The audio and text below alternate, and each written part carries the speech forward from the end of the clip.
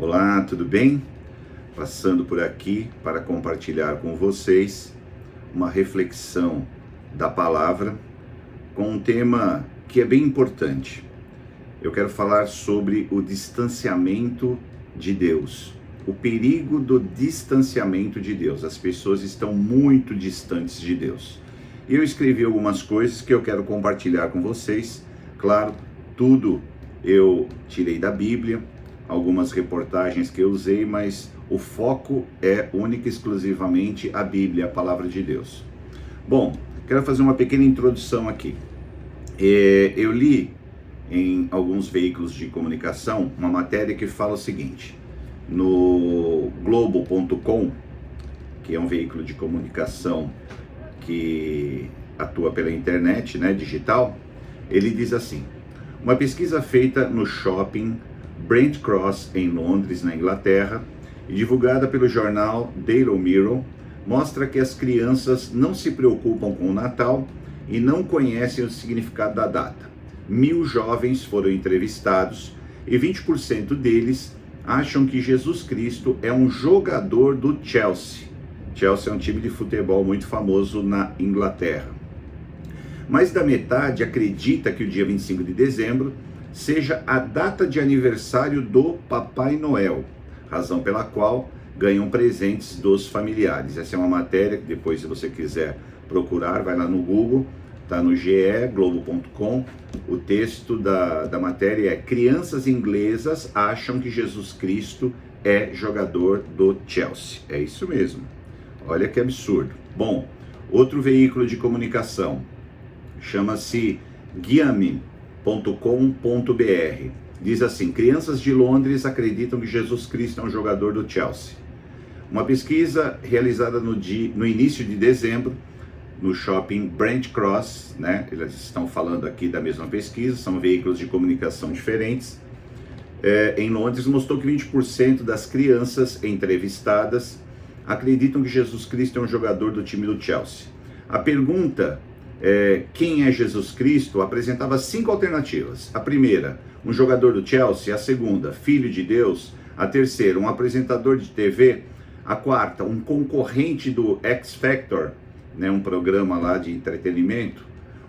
A última, um astronauta. A pesquisa foi divulgada pelo jornal Daily Mirror. A entrevista foi feita com 1.000 crianças.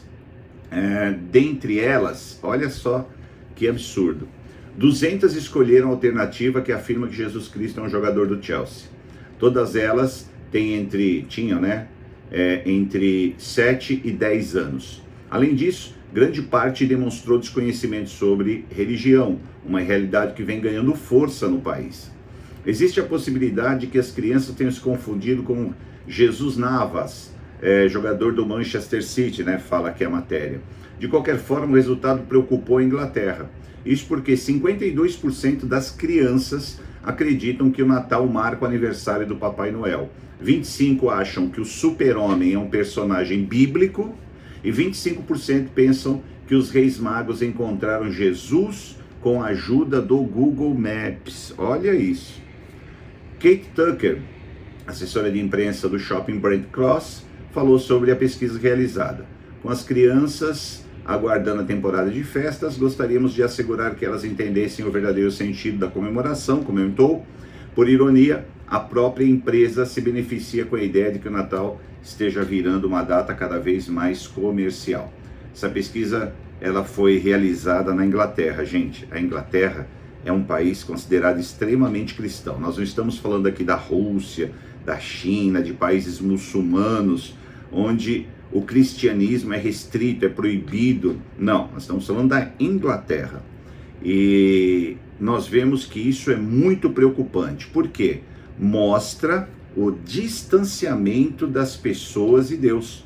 As pessoas estão se distanciando de Deus. E é sobre isso que eu quero aqui refletir e debater com vocês. Bom, fazendo um estudo mais profundo, qual é a reflexão que nós podemos fazer a respeito dessa matéria? Primeiro, coloquei aqui algumas observações para não esquecer e alguns trechos da Bíblia que eu quero compartilhar com vocês. Primeiro, levando em consideração que o apóstolo Paulo escreveu na sua carta à igreja que estava em Éfeso, né?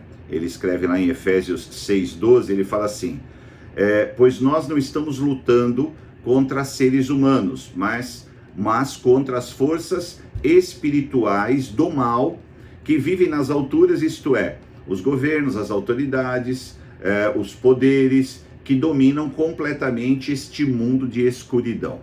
Bom, nós concluímos através desse texto aí da palavra, da Bíblia, que existe uma luta espiritual entre o bem e o mal, onde Deus, ele representa e significa o bem, e ele recebe oposição das forças espirituais do mal. Bom, essas forças, elas estão descritas com clareza na revelação que o apóstolo João teve na ilha de Patmos, quando ele esteve exilado por causa da perseguição contra aqueles que pregavam o evangelho de Cristo, é claro. Então ele escreve lá em Apocalipse, capítulo 6, versículos 7, 8 e 9, quero aqui ler com vocês. Olha o que ele escreveu. Depois houve guerra no céu. Miguel e seus anjos lutaram contra o dragão, que combateu junto com seus anjos. Mas o dragão foi vencido e por isso ele e seus anjos não puderam mais ficar no céu. O enorme dragão foi lançado fora do céu. Olha o que ele diz. Quem é esse dragão? Ele é aquela velha cobra chamada Diabo ou Satanás, que leva todas as pessoas do mundo a pecar. Ele foi jogado sobre a terra e os seus anjos também foram jogados junto com ele. Bom, fica bem claro aqui que as forças espirituais do mal que o apóstolo Paulo citou lá em Efésios são essas que o apóstolo João especifica aqui. Agora, sabendo quem é o mal e qual é o seu objetivo, né? Já identificamos aqui que o mal existe, que são forças espirituais, são domínios, potestades, principados, como o apóstolo Paulo escreveu lá aos Efésios, e o apóstolo João, ele recebe essa revelação de Deus e ele escreve o livro do Apocalipse dizendo que essas forças do mal é o diabo, seus anjos, né, que foram expulsos do céu, a velha cobra, né, aquela serpente lá do Éden que enganou Adão e Eva, enfim, já identificamos quem é o mal e qual o seu objetivo. Agora vamos entender aquela que talvez seja a principal estratégia contra a humanidade, a estratégia do mal contra a humanidade. Por que eu falo do mal contra a humanidade? Porque o inimigo, as forças do mal, o diabo, eles não têm força nenhuma contra Deus. Imagina, quem é o diabo para tentar lutar com Deus? Porém, o que ele faz? Ele luta com a criação de Deus. Por quê? Atacando a criação de Deus, ele ataca Deus, porque ele sabe do amor que Deus tem por nós. Olha o amor que Deus tem por nós. Eu quero ler com vocês Evangelho de João, capítulo 3, versículo 16. Olha o amor de Deus por nós. Porque Deus amou o mundo tanto que deu seu único filho para que todo aquele que nele crer não morra, mas tenha a vida eterna. Estou lendo aqui na nova tradução na linguagem de hoje para ficar bem claro para todos, mas é a Bíblia, tá? Então lá em João 3,16 fala que Deus nos amou tanto que ele deu o seu próprio filho Jesus Cristo para se sacrificar na morte de cruz por nós, para nos salvar. Então Deus nos ama muito. Sabendo disso, as forças do mal, o inimigo, as trevas, eles lutam para nos destruir no intuito de atacar a Deus, né? O intuito do mal é atacar a Deus. E ele sabendo que não pode fazer nada contra Deus, ele ataca a criação de Deus. Porque Deus te ama muito, Deus nos ama demais. Nós somos muito amados por Deus.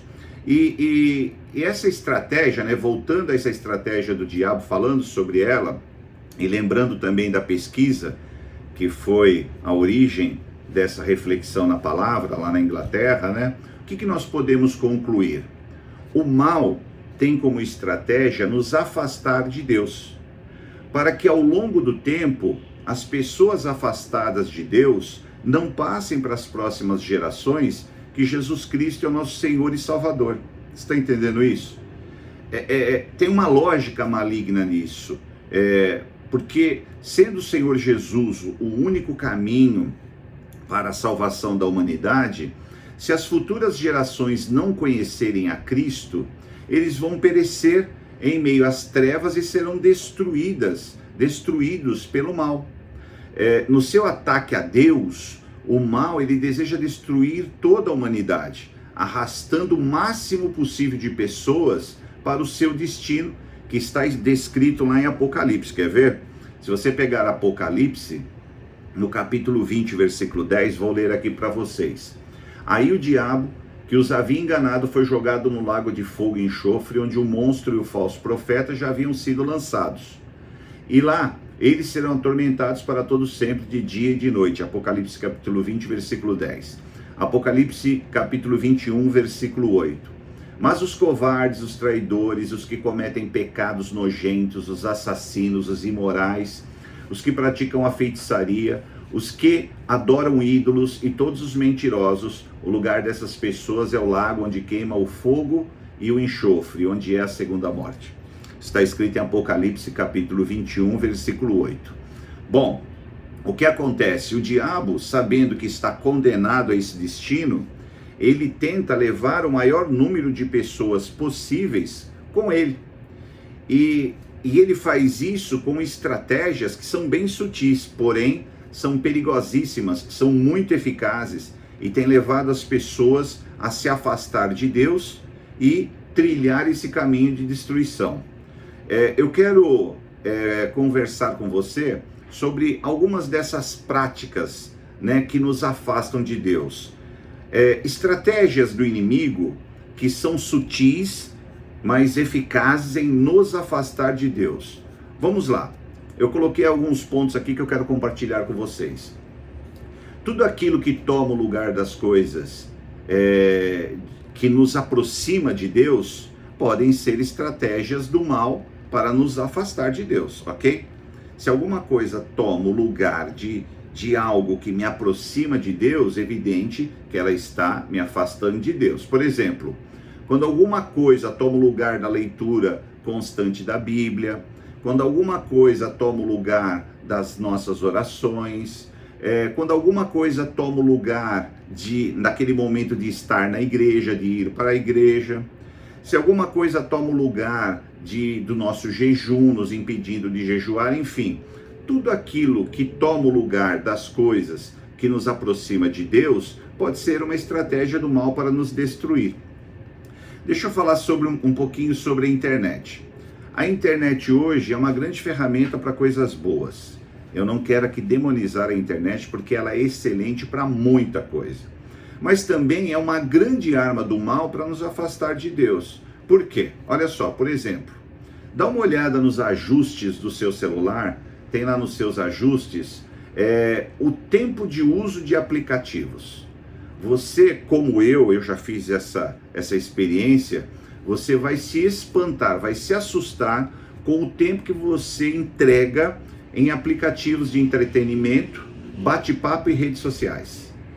Eu não estou falando isso no tom de acusação, mas como um alerta, pois sem perceber, estamos trocando momentos preciosos que nós poderíamos ter de interação com Deus por coisas secundárias e até fúteis.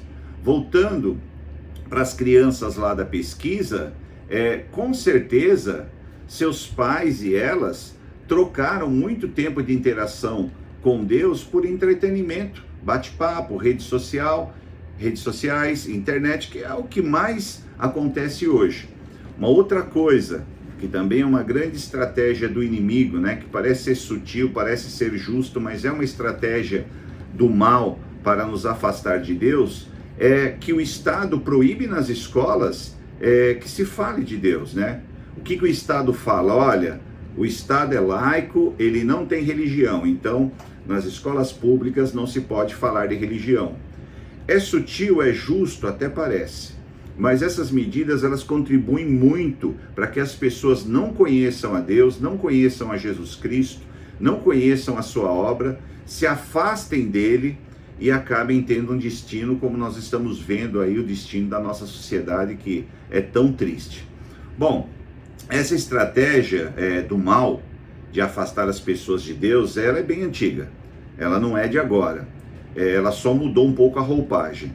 Nós vemos que quando o Senhor entrega os mandamentos, né, quando Deus entrega os mandamentos para o povo de Israel, ele fala uma coisa importantíssima, e se você prestar atenção no que Deus está falando, você vai entender que o mal já naquela época, estamos falando aí de milhares de anos atrás, o mal naquela época já usava essa estratégia de afastar as pessoas de Deus para destruí-las. Vamos ler, quero compartilhar com vocês o livro de Deuteronômio, está lá no Antigo Testamento, capítulo 6, depois você pode ler do versículo 1 a 9, que vai falar sobre tudo, mas eu vou ler aqui o 6 e o 7.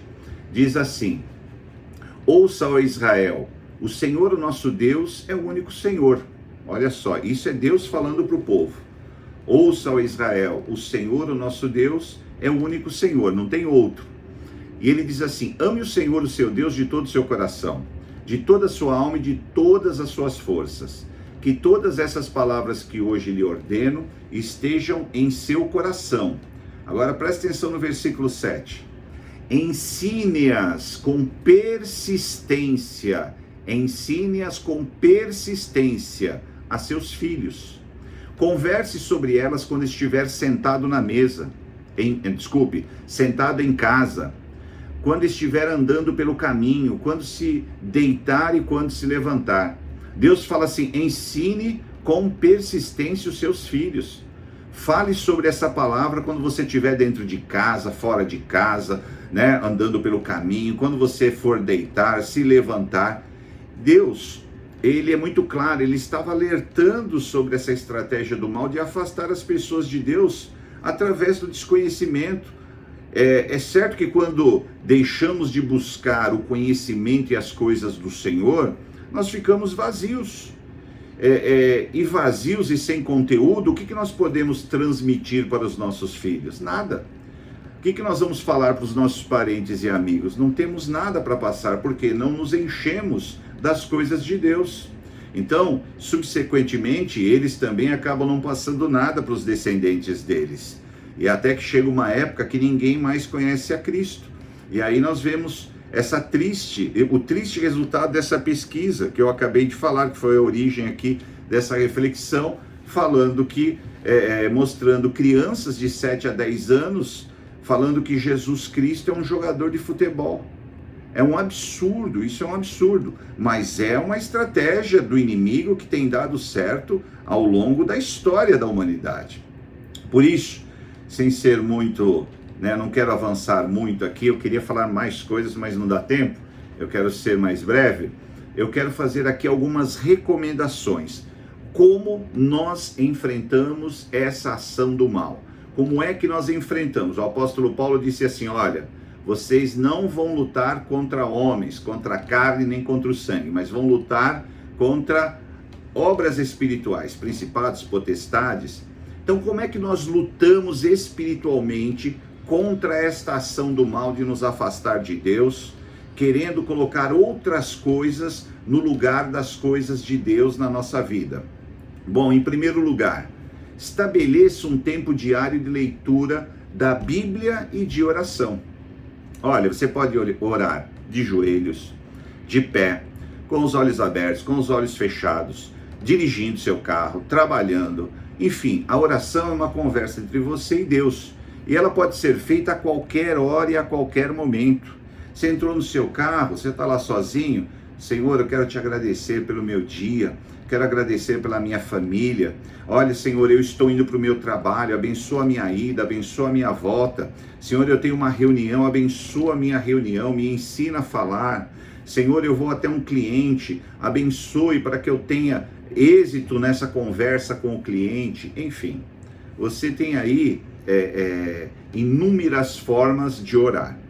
Mas, se você se acha incapaz ou você fala assim: eu não consigo orar assim, eu não sei orar direito, você pode fazer o que Jesus disse. Vamos ler o que o Senhor Jesus disse sobre a oração, né? Ele fala assim, olha, portanto, está escrito lá no Evangelho de Mateus, portanto, orem assim: Pai nosso que estás no céu, que todos reconheçam que o teu nome é santo, ou santificado seja o teu nome. Venha o teu reino, seja feita a sua vontade, assim como ela é feita no céu, ou em outras traduções, assim na terra como no céu. O pão nosso de cada dia, ou dá-nos hoje o alimento que precisamos. Perdoe as nossas ofensas como nós também perdoamos as pessoas que nos ofenderam. O perdão é importante, senão você está fazendo uma oração aí à toa. E não nos deixes ser tentados, mas livrai-nos do mal, porque teu é o reino, o poder e a glória para sempre. Amém. Você pega lá em Mateus, faz essa oração, é uma oração, é o Pai Nosso, que praticamente todo mundo conhece. Não sei orar, faça o Pai Nosso, simples assim. Você começa orando o Pai Nosso, daqui a um tempo você vai se tornando mais íntimo com Deus, e daqui a pouco você está fazendo orações maravilhosas, está falando com Deus, e vai dar assim, tudo certo. Você vai se aproximar de Deus, que é o nosso intuito aqui, que são estratégias para evitar que o mal nos afaste de Deus. É isso que nós estamos falando. Então, oração, ler a Bíblia, nos aproxima de Deus. Leia a Bíblia, dá uma paradinha, sabe? Coloca a Bíblia aí no seu celular, tem aplicativo da Bíblia. Dá uma paradinha, leia um versículo, 2, começa a ler a Bíblia, você vai ver que a tua vida vai melhorar. Segundo, jejue pelo menos uma vez por mês. Além de fortalecer o nosso espírito, o Senhor Jesus também fala lá em Mateus sobre o jejum, né? Mateus 17, de 18 a 21, fala assim, Jesus repreendeu o demônio, este saiu do menino, e desde aquele momento ele ficou curado. Jesus encontra um menino que estava possesso por demônios, e Jesus repreende o demônio. Então os discípulos aproximaram-se de Jesus em particular e perguntaram, por que nós não conseguimos expulsá-lo? Porque os discípulos tentaram expulsar esse demônio do menino e não conseguiram. Então Jesus responde assim, porque a fé de vocês, que vocês têm, é pequena. Eu lhes asseguro que se vocês tiverem a fé do tamanho de um grão de mostarda, poderão dizer a esse monte, vá daqui para lá, e ele irá. Nada lhes será impossível. Agora a parte mais importante, é a parte que mais se liga ao que nós estamos falando aqui, porque nós estamos falando da prática do jejum, ok? Para nos aproximar de Deus. Então no versículo 21 ele fala assim, olha, mas essa espécie de demônio só sai pela oração e pelo jejum.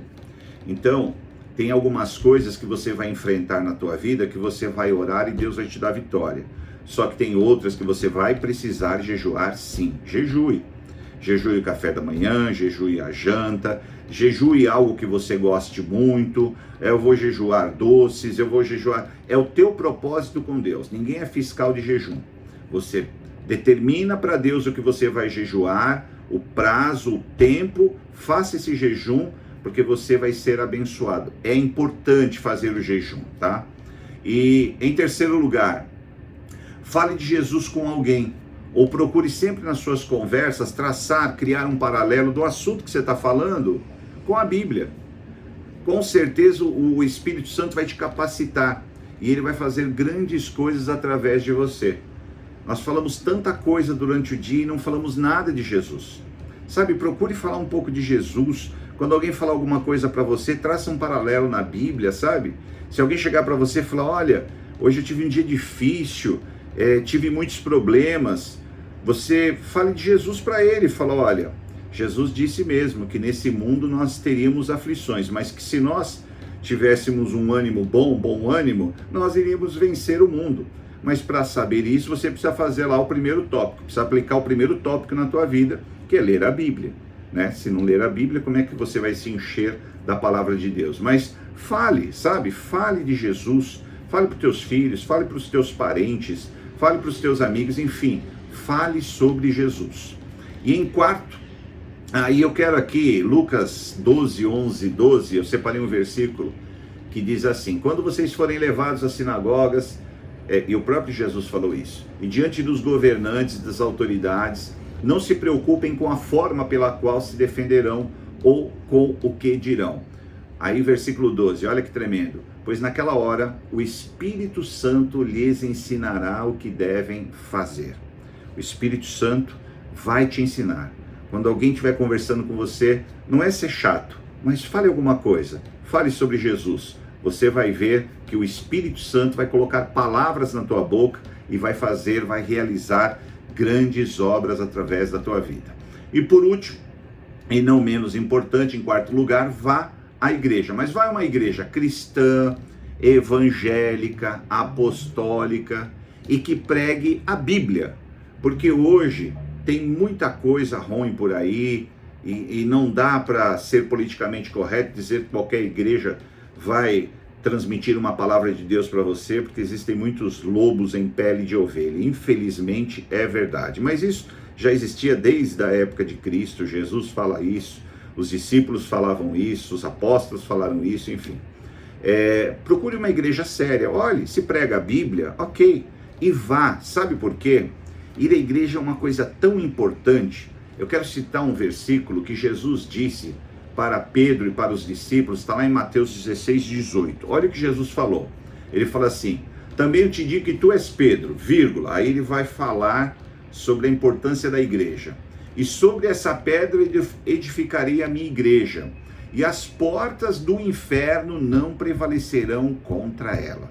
Jesus disse que o inferno não prevalece contra a igreja. Às vezes, você está sozinho, você não quer ir para a igreja, você não vai para a igreja por algum motivo, sei lá qual é, e você perde essa cobertura, porque o inferno, ele não prevalece contra a igreja é o corpo de Cristo.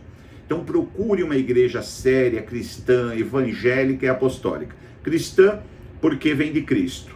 Evangélica, porque fala do evangelho de Cristo. E apostólica, porque segue todas as cartas que estão no Novo Testamento dos apóstolos, Paulo, Pedro, João, Tiago, enfim, entendeu? É isso. Então, cristã, evangélica, apostólica. Faça isso e você vai ver que você vai vencer muitas lutas que hoje você não está vencendo. Deus, ele quer estar em você. Deus, ele diz que você é o templo dele, é a casa dele.